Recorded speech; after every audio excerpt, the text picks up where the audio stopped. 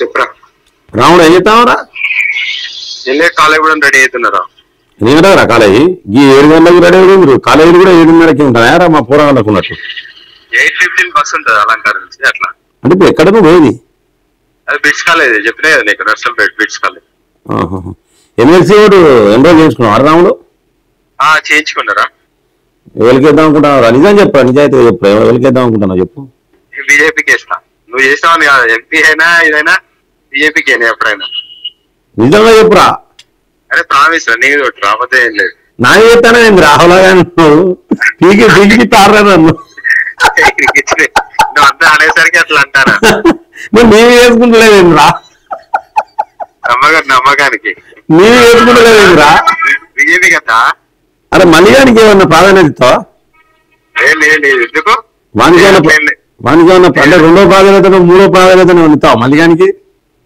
లేదు ఇద్దరు ఏ ప్రాధాన్యత ఇవ్వకు, నేను దండం పెడతా. ఈ రాకేష్ రెడ్డి ఇట్లుంటాయి ఆయన మంచి గెలిచాడు అనుకుంటా కారా? అవునవును బీజేపీ 100% తొందర కొట్టాడు ఆయన.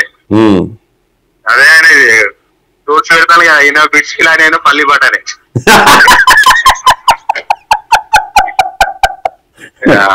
అరే ఇప్పుడు మీ బిట్సీ చాలానే ఉంటాయి యారా ఓట్లు? బిట్స్ చాలానే ఉంటాయి. నువ్వు ఒక చిన్న పని చేయాలి, దండం పెడతా. చెప్పు. డిస్కషన్ పెట్టి ఎట్టి పరిస్థితుల్లో బీజేపీకి మొదటి ప్రాధాన్యత ఓటేయమని చెప్పాలి. ఇక 2-3 ఎవరికన్నా వేసుకొని మన సమాధానం. కానీ మళ్ళీ కానీ ఎటువంటి ప్రాధాన్యత ఓటేయద్దని చెప్పాలరా, నీ దండం పెడతా. సరే అందరు చెప్తుంది. వానికి ఏరు కారా ఓట్లు? ఏరు వాడు దిగినట్టేనా? అయితే అప్పుడు కొద్దిగా ప్రెస్లు ఉన్నప్పుడు నిజాయితీ ఉన్నాయి, కాంగ్రెస్ లో కలిసేసరికి పొల్యూటెడ్ అయిపోయింది. టాక్ బాగున్నది. అంతేనా? అంతే నీకు కూడా తెలిసింది కదా రాముడు. ఏమన్నా మామూలు వ్యక్తి కాదు, పంతులు అంటే లెక్చరర్ అంటే లెక్చరర్. మన వాళ్ళందరికీ చెప్పు, మన బిట్స్ వాళ్ళందరికీ చెప్పు, మన దగ్గర వాళ్ళందరూ చెప్తారు. అందరు ఇంట్లో ఇంకెవరికి ఉన్నాయా? మీ మిస్సెస్ కున్నారా? లేదు కదా? లేదు. Okay right.